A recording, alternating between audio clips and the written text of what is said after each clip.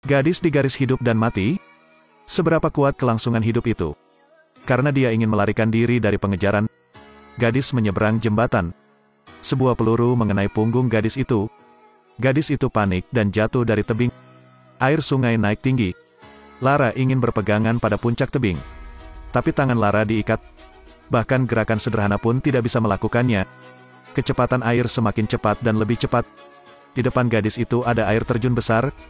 Kalau tidak berhenti, Lara akan hanyut ke sana. Nama gadis itu adalah Lara. Pada saat genting, Lara berpegangan pada sayap pesawat yang terbengkalai itu. Jarak sekarang hanya 5 meter. Benturan hebat itu membawa Lara pergi. Lara merasa seperti akan jatuh dari tebing. Lara mengikuti air dan berpegangan pada sayap kiri pesawat. Di bawah ini adalah tebing setinggi 10.000 meter. Jatuh di sana dianggap mustahil untuk hidup. Lihatlah ke bawah ke jurang di bawah kaki Anda. Keinginan Lara untuk hidup berkobar. Gadis itu menarik napas dalam-dalam. Kemudian regangkan kaki Anda ke atas. Gadis yang lelah itu naik ke sayap. Belum menunggu Lara pulih, sayapnya berderit lagi. Sayap mulai patah. Lara menahan napas dan perlahan berdiri. Jika gadis itu ragu-ragu, dia akan mati.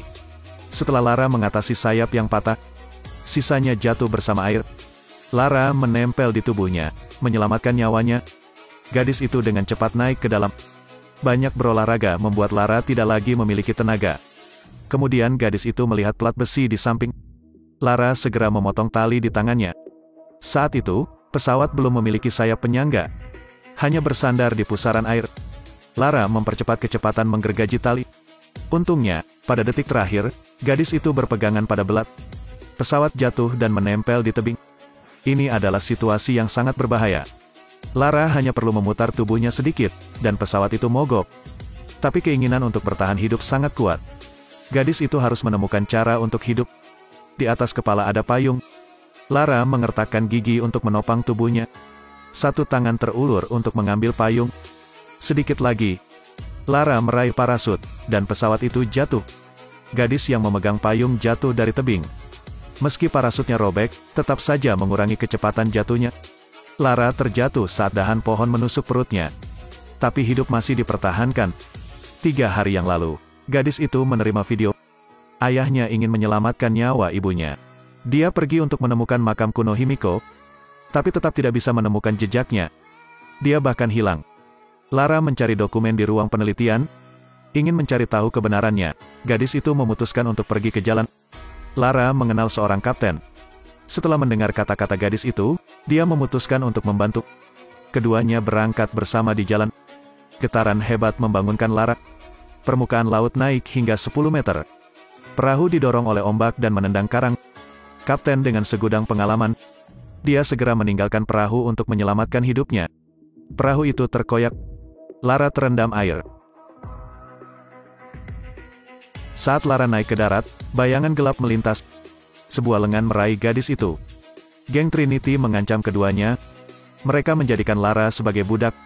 Mereka bahkan tidak mengampuni yang tua dan yang sakit. Atau jika tidak layak, akan segera ditangani. Keluar dari sini secepat mungkin. Kapten mengoreksi waktunya. Dia mengambil sekop dan memukul salah satunya. Keduanya panik lari dari sana. Pria itu dengan cepat mengejar Lara. Lara lolos dari peluru orang lain. Tapi tidak ada jalan di depan. Keinginan untuk bertahan hidup adalah dengan menyeberangi jembatan ini. Sambil lewat, 10 lainnya juga mengejar. Dia melepaskan satu tembakan. Lara jatuh. Melayang bersama air, gadis itu putus asa. Naluri bertahan hidup adalah menyelamatkan diri sendiri. Lara menemukan parasut di dalam pesawat. Kemudian berhasil mendarat. Gadis itu menarik cabang dari set. Pergi ke pantai untuk melihat pulau dengan jelas. Ini adalah pulau tempat Himiko disegel. Malam tiba. Lara berjalan melewati hutan. Gadis itu samar-samar melihat sosok. Itu ayahnya. Tapi anehnya, dia selalu menghindari Lara. Ternyata dia menemukan kuburan Mihiko. Karena ingin melindunginya, saya tidak berani bertemu Lara. Jadi dia ingin dia tahu. Sebelum ayah saya memasuki gua, Tritunggal sudah lama menunggu di sana. Lara baru saja tiba tepat waktu. Untuk membuka mekanisme makam, Vogel mengancam ayah Lara. Tanpa pilihan, gadis itu harus menggunakan bantalan. Pintu depan makam kuno terbuka. Setelah sekelompok orang masuk, Makam berusia 1000 tahun itu muncul di hadapannya. Makam Himiko telah ada selama ribuan tahun. Mayat setelah terpapar udara, Himiko langsung cacat. Vogel mengira dia bisa menemukan sesuatu yang berharga. Tapi tak terduga. Saat mereka mengangkat mayat itu, Himiko duduk. Semua orang sangat ketakutan. Vogel tiba-tiba tertawa. Karena dia menemukan, di bawahnya ada sebuah mesin. Segera dia tidak bisa tersenyum lagi. Ketika seorang pria baru saja menyentuh tubuh, lengan mulai menimbulkan korosi. Kemudian sebarkan di sepanjang lengan. Seluruh tubuh segera terkorosi. Dia benar-benar kehilangan akal. Dia mengangkat senjatanya dan menembak dengan liar. Saat itu Vogel memberinya suntikan. Dihadapkan dengan mayat yang begitu berharga, Vogel ditutup matanya di kedua matanya. Dia memotong satu jari, lalu memasukkannya ke dalam sakunya. Richard tahu bahaya mayat sangat kuat. Konsekuensinya tidak terbayangkan. Mata ayah dan anak itu saling bertemu. Gadis itu segera mengambil sekop. Langsung memotong pistol yang dikenakan di bahu. Richard mengambil kesempatan untuk mengambil jari. Menembakkan satu tembakan ke Vogel. Pada saat ini, seseorang melihat hantu memanjat di atasnya. Setelah menyelesaikannya, dia terinfeksi. Lara dikejar oleh Trinity. Gadis itu memanfaatkan medan makam untuk melarikan diri. Dan tangani nama-nama lainnya. Richard tahu situasinya dengan baik. Dengan sadar ia berusaha mengingatkan Lara. Hentikan Vogel dari mengeluarkan Himiko. Jika tidak, umat manusia akan binasa. Lara sangat sedih. Tidak akan melupakan nasihatnya. Ketika Vogel hendak meninggalkan tempat ini, Lara berdiri di depannya, menendang wajahnya dengan keras. Usai tendangan itu, Vogel langsung takluk.